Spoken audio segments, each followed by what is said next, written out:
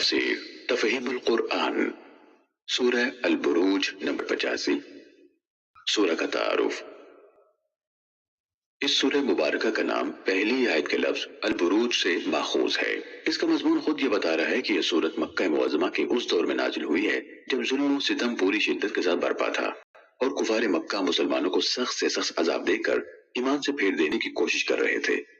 اس کا موضوع کفار کو اس ظلم و ستم کے برے انجام سے خبردار کرنا ہے جو وہ ایمان لانے والوں پر توڑ رہے تھے، اور اہل ایمان کو یہ تسلی دینا ہے کہ اگر وہ ان مظالم کے مقابلے میں ثابت قدم رہیں گے تو ان کو اس کا بہترین اجر ملے گا اور اللہ تعالیٰ ظالموں سے بدلہ لے گا۔ اس سلسلے میں سب سے پہلے اصحاب الاخدود کا قصہ سنایا گیا ہے جنہوں نے ایمان لانے والوں کو آگ سے بھرے ہوئے گڑھوں میں پھینک پھینک کر جلا دیا تھا، اور اس قصے کے پیرائے میں چند باتیں مومنوں اور کافروں کے ذہن نشین کرائی گئی ہیں۔ ایک یہ کہ جس طرح اصحاب الاخدود خدا کی لعنت اور اس کی مار کے مستحق ہوئے،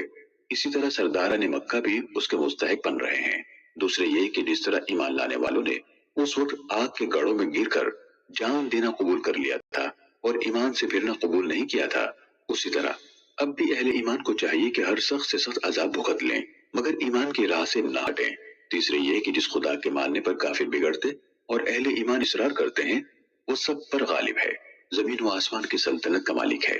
اپنی ذات میں آپ حمد کا مستحق ہے اور وہ دونوں گروہوں کے حال کو دیکھ رہا ہے۔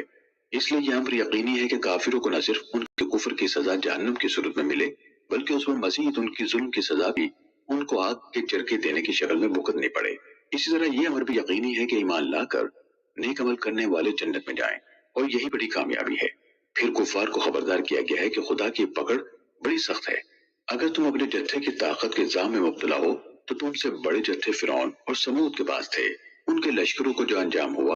اس سے سبق حاصل کرو۔ خدا کی قدرت تم پر اس طرح محیط ہے کہ اس کے گھیرے سے تم نہیں نکل سکتے، اور قرآن جس کی تکذیب پر تم تلے بیٹھے ہو اس کی ہر بات اٹل ہے، وہ اس لوح محفوظ میں ثبت ہے جس کا لکھا کسی کے بدلے نہیں بدل سکتا۔